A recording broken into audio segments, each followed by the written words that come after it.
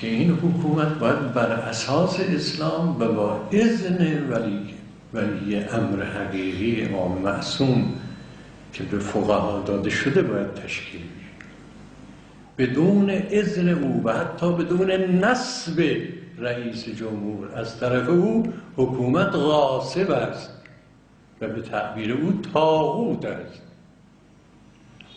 فرمود رئیس جمهور منتخب مردم اگر از طرف ولی فقیه نصب نشود طاغوت است. این مسئله فرق این حکومت با جمهوری های دیگه است. اما اون چی قوام میبخشه به این حکومت، مشروعیت الهی میبخشه به این حکومت.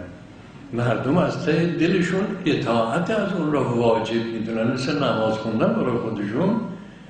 این از طرف امام زمان است. هزار کسی واجد شرایط باشه تا اذن از طرف امام نباشه ارزشی نداریم. صلاحیت هم داشته باشه، خیلی خوب هم بلد باشه مدیریت مردم، همه مردم هم قبولش داشته باشه، او حق حکومت کردن به اونها نداره.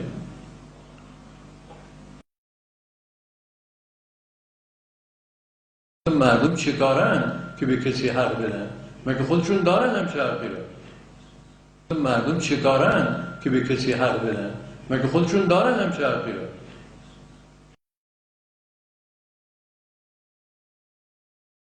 مردم تعیین کردن یکی به رئیس جمهور یا دارش حکومت کنه هر کار بخواد بکنه.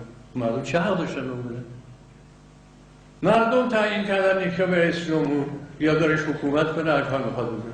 مردم چه حق داشتن بکنه؟ قانون اونه که خدا بود. مجری قانون کسی است که خدا تعیین کرده. اصل مسئله اینه که آقا باید با یک نگرش دینی باشه. مردم ما ته دلشون مردم سالم ساده خودمون رو عرض میکنم، نه اونایی که ذهنشون آلوده شده به مفاهیم غربی با ادبیات سیاسی غرب.